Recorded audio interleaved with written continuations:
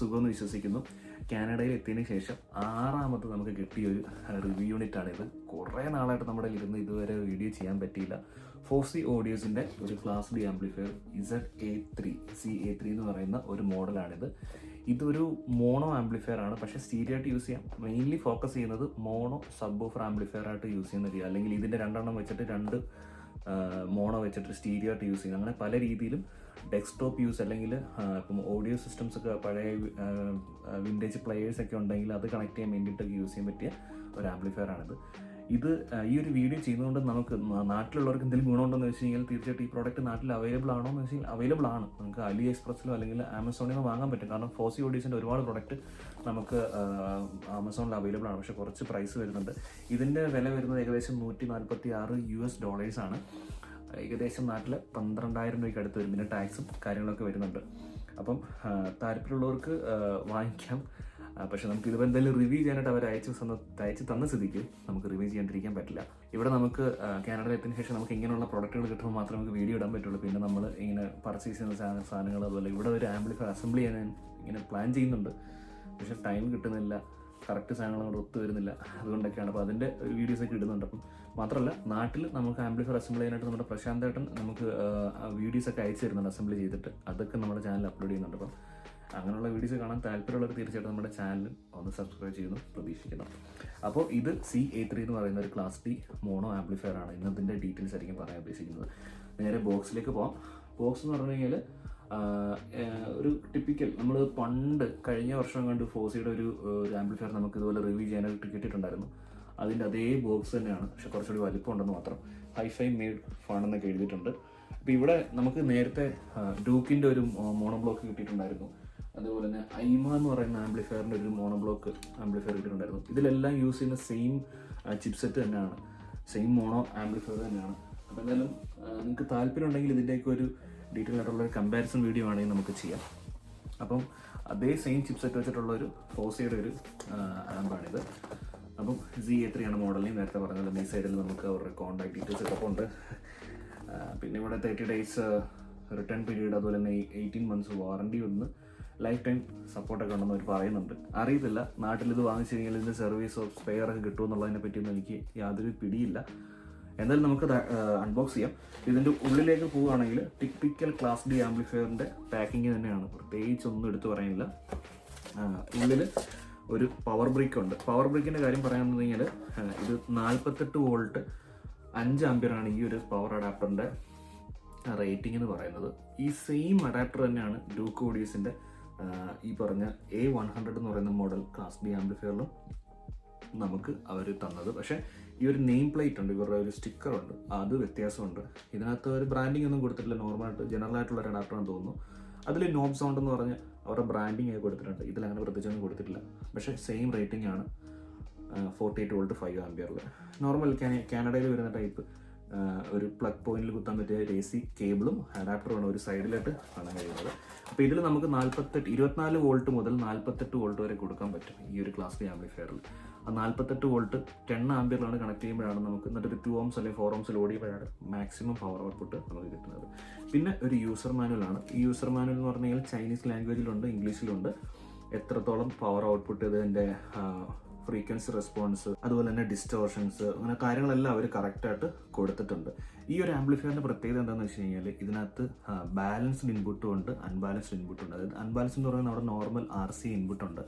അല്ലെങ്കിൽ നിങ്ങൾക്ക് മിക്സറിൽ നിന്ന് ഈ ആംപ്ലിഫയറിലേക്ക് കണക്ട് ചെയ്യാൻ പറ്റും. ബാലൻസ്ഡ് ആയിട്ടുള്ള XLR ഇൻപുട്ടും ഇതിലുണ്ട്. അതെനിക്ക് ഇഷ്ടപ്പെട്ടു. നമുക്ക് ഇപ്പം നിലവിൽ നമ്മുടെ കയ്യിൽ XLR സെറ്റൊന്നും ഇല്ല, അതായത് നമ്മുടെ കയ്യിൽ മിക്സർ കാര്യങ്ങളൊന്നും ഇല്ലാത്ത നമുക്ക് XLR കേബിളും ഇല്ല, അതുകൊണ്ട് കണക്ട് ചെയ്യാൻ പറ്റില്ല. നോർമൽ RC വഴി നമുക്ക് കണക്ട് ചെയ്യാം.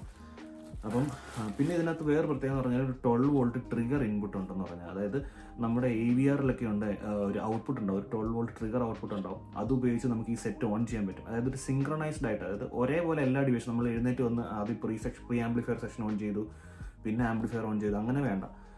ഇതെല്ലാം ഒറ്റ സ്വിച്ചിൽ അല്ലെങ്കിൽ റിമോട്ട് ത്രൂ നമുക്ക് ഒറ്റ ക്ലിക്കിൽ സെറ്റ് എല്ലാം ഓൺ ചെയ്യാൻ വേണ്ടിയിട്ടാണ് ആ ഒരു ട്രിഗർ ഇൻപുട്ട് കൊടുത്തിട്ടുള്ളത്. അവർ 3.5 mm കേബിൾ ഉപയോഗിച്ചിട്ട്, അത് സ്റ്റീരിയോ കേബിൾ തന്നെ ഉപയോഗിക്കണം. മോണോ കേബിൾ ഉപയോഗിച്ചെങ്കിൽ ആ സിഗ്നൽ ഇതിലേക്ക് എത്തില്ല. സ്റ്റീരിയോ ആയിട്ടുള്ള ഒരു 3.5 mm കേബിൾ ഉപയോഗിച്ച് നിങ്ങളുടെ AVRൽ, അതായത് ട്രിഗർ ഔട്ട്പുട്ട് ഉള്ള ഏത് ഡിവൈസിൽ നിന്ന് കൊടുത്തു കഴിഞ്ഞാൽ ആ ഡിവൈസ് ത്രൂ നമുക്ക് ഈ ആംപ്ലിഫയർ ഓൺ ചെയ്യാൻ പറ്റും.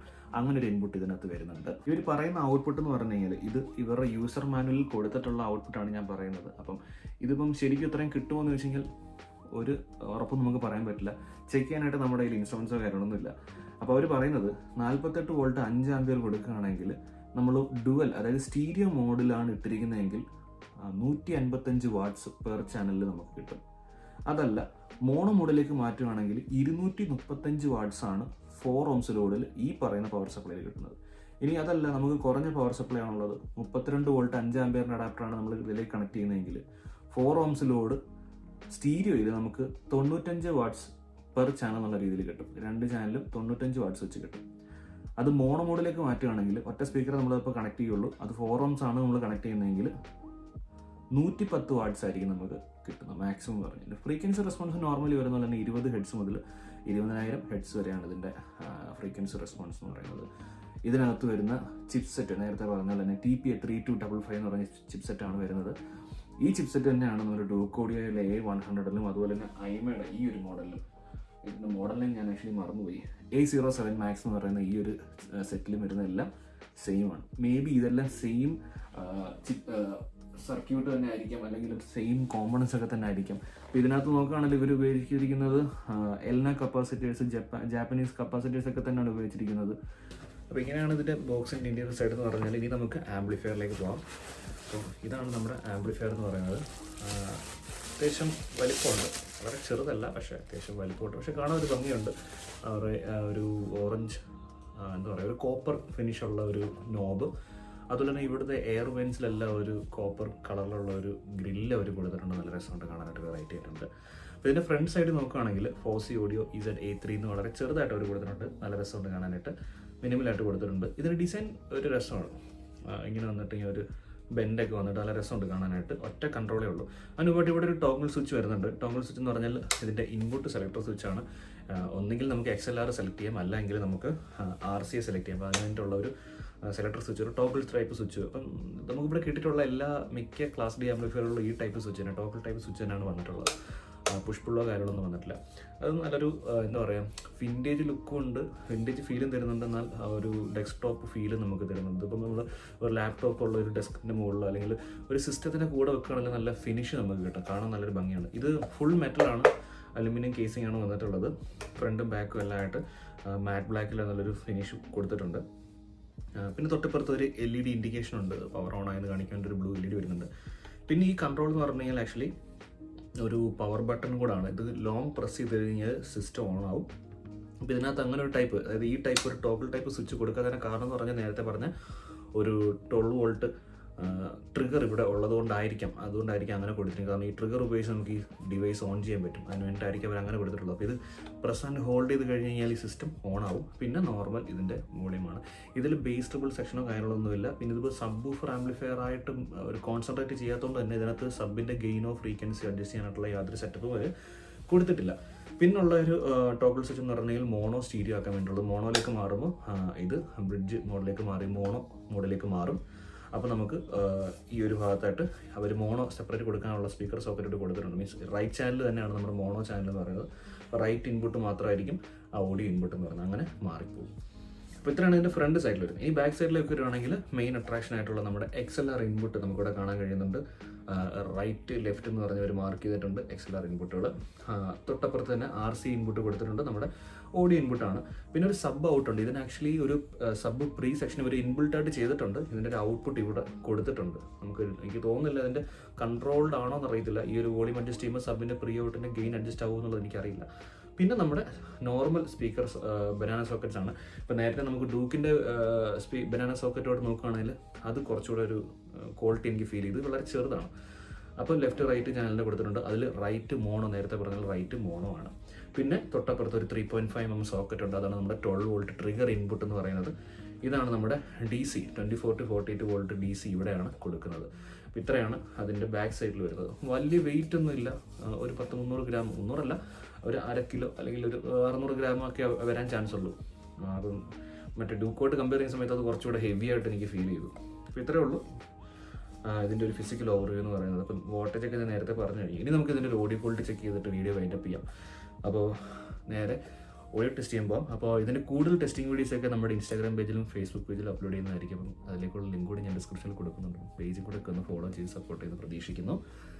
അപ്പോൾ നിങ്ങളൊരു ഹെഡ്ഫോൺ യൂസ് ചെയ്യണമെങ്കിൽ കുറച്ചും കൂടെ ഓഡിയോ ക്ലിയർ ആയിട്ട് നിങ്ങൾക്ക് മനസ്സിലാവുന്നതായിരിക്കും. നമുക്ക് എന്തായാലും നമ്മുടെ വലിയ സ്പീക്കർ ഇപ്പോൾ നമുക്ക് തിരിച്ച് കിട്ടിയിട്ടുണ്ട്. അതിൽ കണക്ട് ചെയ്തിട്ട് തന്നെ നമുക്ക് ഇതിൻ്റെ ഓഡിയോ ടെസ്റ്റിംഗ് ചെയ്യാം. അപ്പം നമ്മൾ നമ്മുടെ സ്പീക്കർ ബോക്സിലേക്ക് കണക്ട് ചെയ്തിട്ടുണ്ട്. അപ്പം പ്രീ ആംപ്ലിഫയർ സെക്ഷൻ നമ്മുടെ ഈ ഒരു ആംപ്ലിഫയറാണ് എടുത്തിട്ടുള്ളത്. ഇതിൻ്റെ ലൈൻ ഔട്ട് ഞാൻ എടുത്തിട്ടുണ്ടായിരുന്നു. അതിനകത്ത് ഉള്ള ലൈൻ ഔട്ടിന് ഭയങ്കര ഗെയിൻ കുറവായിരുന്നു. അപ്പോൾ 2 റെസിസ്റ്ററൊക്കെ ഒഴിവാക്കി ഇതിൻ്റെ ലൈൻ ഔട്ട് എടുത്തിട്ടുണ്ടായിരുന്നു. അത് നമ്മുടെ ഹോസെ ഓഡിയോയിലേക്ക് കണക്ട് ചെയ്തിട്ടുണ്ട്. സ്റ്റീരിയോ മോഡിലാണ്, RC ഇൻപുട്ടിലാണ് കൊടുത്തിട്ടുള്ളത്. XLR നമുക്ക് ഇല്ലാത്തതുകൊണ്ട് ഞാൻ RC വഴിയാണ് കൊടുത്തേക്കുന്നത്. ജസ്റ്റ് എല്ലാം ട്യൂൺ ചെയ്ത് വെച്ചിരിക്കുകയാണ് 2 ചാനലിലും. 2 സ്പീക്കറിൽ കണക്ട് ചെയ്തിട്ടുണ്ട്. ഇനി നമുക്കൊന്ന് ഓഡിയോ ടെസ്റ്റ് ചെയ്യാം. അപ്പം ഭയങ്കരമായി ബേസുള്ള പാട്ടിടാനായിട്ട് നമുക്കിപ്പോൾ സബ് കണക്ട് ചെയ്യാം. സബ് നമ്മുടെ ഡോക്കിനടുത്ത് കണക്ട് ചെയ്തിട്ട് ഒന്ന് കണക്ട് ചെയ്ത് നോക്കാം. അതിന് മുമ്പായിട്ട് നമുക്ക് ജസ്റ്റ് നോർമൽ ഓഡിയോ ഒന്ന് കേട്ട് നോക്കാം.